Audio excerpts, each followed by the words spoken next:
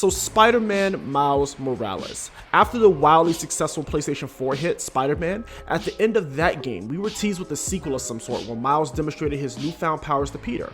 While earlier this year, fans was teased with the game starring Miles during the PlayStation 5 reveal event. I know I was really hyped for this game, and so was many people who are diehard fans of the PlayStation 4 game.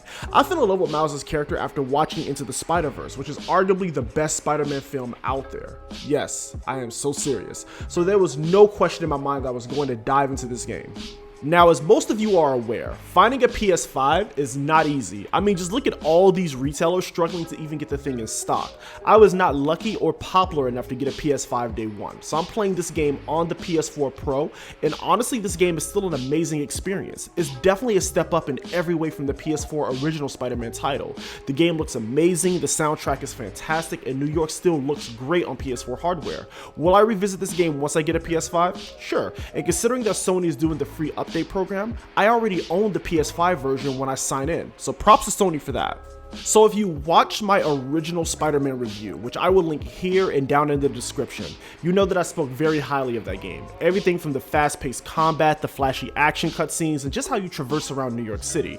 Well, for this game, we can pretty much take that review and double down on what I said, but I will go into detail on all the improvement that this game has over the original. Since this game is still pretty new, I will refrain from giving any major spoilers. Now let's get into it. So the game starts off with Miles getting off the subway to 125th Street, the heart of Harlem. Since the events of the original game, Miles and his family had to relocate from Brooklyn to Harlem for more of a fresh start. His mom is now running for city council, and Miles is just trying to balance his relationship with his friends and the responsibilities of being a superhero. Now the game picks up as Peter and Miles have to take down Rhino and save New York City from mass destruction. After this epic battle, Peter tells Miles that he'll be away for a week due to some business with Mary Jane in Europe, so Miles has to hold down New York City, and let's just say that is much easier said than done. Again, I won't dive deep into the story due to potential spoilers, but let's just say I was much more invested into this story than I was the Peter Parker story. This may be due to the fact that I see much more of myself in Miles as a character, and I felt way more attached to his day-to-day struggles. I also felt the story was paced a little bit better than the original. Great story, and I feel many players will love it as well. Now, the gameplay. Man, did Insomniac outdo themselves this time. Again, I'm playing this on the PS4 Pro, and I can tell you the experience definitely felt next gen.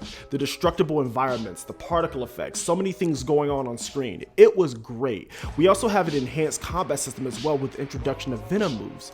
No, not that Venom. So Miles builds up this electric-like energy as he fights and dodges, and that allows you to pull off these super stylish and helpful moves.